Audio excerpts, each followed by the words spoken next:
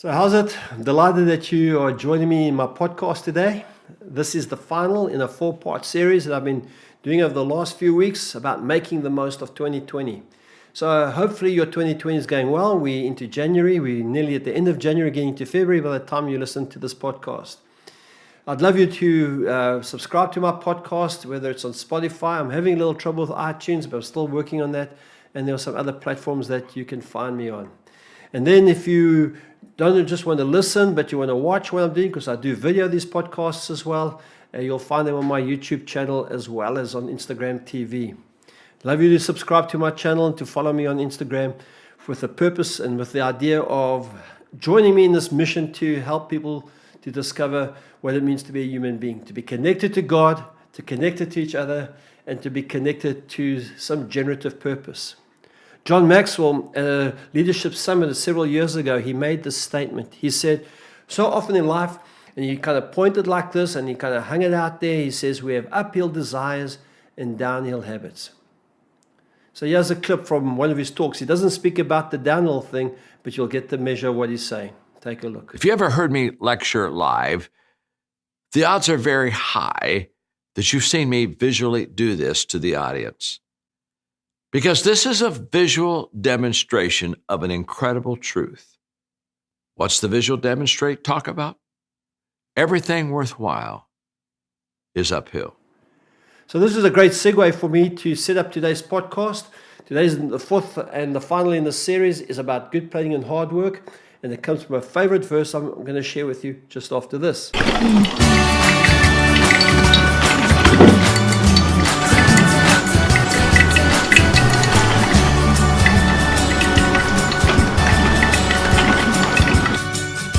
This verse that I'm going to share with you, it has had a huge impact on my life. I really discovered it some time ago, but probably about 15 years ago, when Christy and I were going through changes in our own life, in our marriage, in our family. And I decided that I wanted to have a great marriage. And I felt like if God said you want to have a great marriage, and he brought this verse to my attention, good planning and hard work lead to prosperity, but hasty shortcuts lead to poverty. And that verse really began to kind of fashion a new approach to the way in which Christy and I would be married, that we would have a plan in our marriage, and we would work the plan, we work hard at the plan. If we think that we're just going to be able to get away for a weekend, do a shortcut, that will make our lives fantastic, well, it simply doesn't work. This whole thing of hasty shortcuts. You know, I think so often in life we want to get further faster. We want to get the prize without paying the price, and all that kind of terminology, which I'm sure you're familiar with. And so often in life we see people, they overpromise and underdeliver because the truth of the matter is a hasty shortcut very seldom leads to prosperity. Most of the time, if we're going to do well in life, it's going to take a plan and it's going to take hard work. This whole idea of hasty shortcuts, I kind of put it in this category of fads and fashions. Fashions come and go. Fads come and go. I know that in the past when I'd go to a conference and I'd hear, what is the latest fad? What is the latest gimmick? What is the latest thing that somebody's doing that their church blossomed or something happened? And so we want to kind of import somebody else's, fashion, somebody else's fad. About 25 years ago, there was this thing called the Toronto Blessing, and it really was a phenomenal move of God. But the problem arose when people would say to me, hey, Mark, have you got it yet? Well, have I got what yet? Have you got the Toronto Blessing yet? As if it's a commodity, as if it's some kind of thing you could switch on and switch off. And it never was to be that. For the churches that were in that groove and in that space at the time, it was wonderful. But you don't really hear of that anymore, not to the degree that it was 25 years ago. It's not as prominent anymore. I saw the same in the small group movement, that churches would disband their Sunday gatherings and gather in small groups. And there's a lot of commentary I could make about that, but for some that was the right thing to do, but it wasn't necessarily for everybody. It became a kind of potentially a fad in our lives. We see this in everyday life. I mean, if you had to kind of think, what would be the equivalent in your place of work or in your personal life? In my personal life, there have been lots of fads. A new diet, now it's keto, now it's intermittent fasting, now it's paleo, now it's no carbs, now it is carbs, now it's high protein, it's good carbs. Hey, all of that stuff is true. There's truth to all of that stuff. And my mission here is not in any way to undermine that stuff. But what I do know, whatever diet you have, whatever format that you really relate to and connect with, unless you have a plan, unless you work the plan, it won't benefit you. It's not going to get you a quick reach way. It's not going to be a shortcut to where you want to be. So because shortcuts lead us to potentially lose hope. Because we try something, and so often I've heard people say, well, I tried it, never worked. Well, that's because you thought that maybe this is the shortcut. I'll go to church because it'll solve my problems. I'll do this because I think it will get me rich, or whatever the shortcut is. So often in life, shortcuts lead us to kind of lose our moral compass, as it were. We violate our values. We may cheat on a few things. We make short-term decisions with long-term consequences. Whereas the scriptures tell us that good planning and hard work lead to prosperity. You see, the very story of redemption, the story of God manifesting himself in Jesus and coming to earth, it was all part of a plan of redemption, a plan that has been executed over literally thousands of years.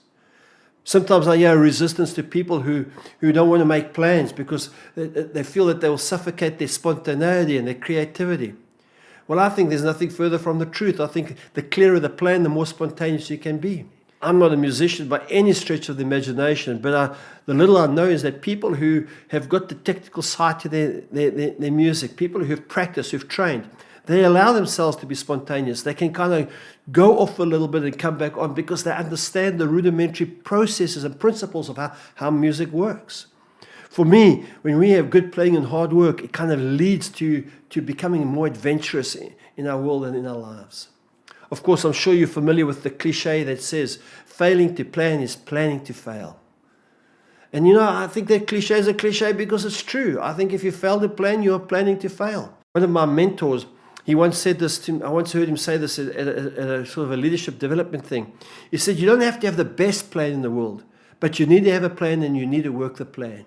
He said, a not so good plan worked is better than the best plan that has never worked. And so from that, I remember that struck me. It resonated so deep inside of me that we just have a plan. It doesn't have to be the best plan, but we're going to work the plan. We'll tweak the plan. We'll grow the plan. We'll develop the plan, but we will have a plan.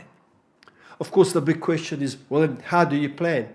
And of course, this could be a whole series of podcasts and vlogs and things like that. And I'm sure if you go Google how to make a plan, you're going to hear a variety of different things, and most of it which will be very, very good.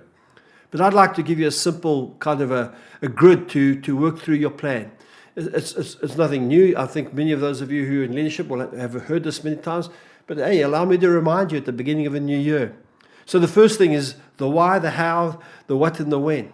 Sometimes the what and the how get turned around. But why? Why do you want to do this? Why do you want to start a podcast, Mark? Why do you want to achieve some sort of physical goal or material goal? Or why do you want to reach where you want to reach? Simon SInek was the guy who really kind of introduced this and raised it into a consciousness that has influenced literally millions of people around the world. The second question you go is how? How do you go about it? What am I going to do next? Is the third question. What do you need to do to get this done? And then when am I going to start doing this plan? So maybe you want to figure out what's going to get you to ask these questions.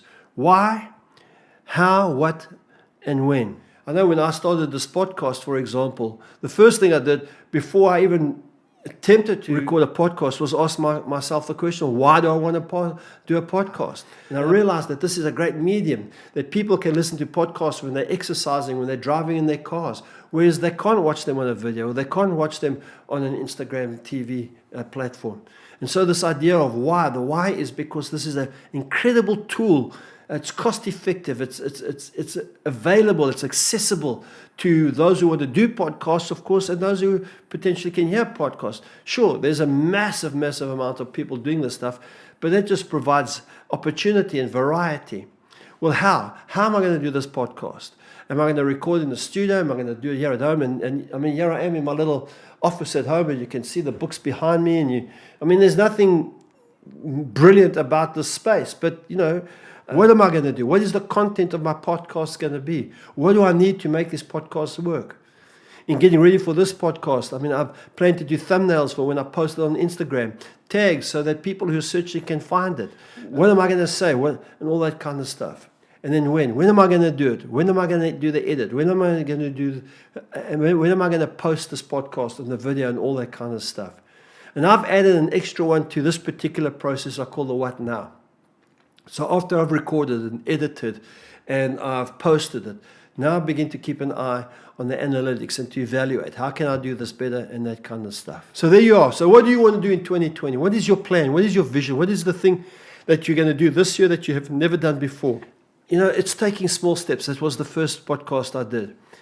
Getting small victories. The second thing is doing an inventory of what you have.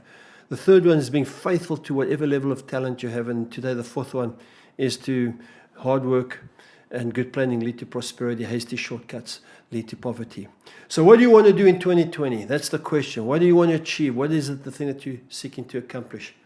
Hey, you need to work a plan. And I'm absolutely convinced that 2020 will be your greatest year when you plan, work hard, and you avoid the hasty shortcuts.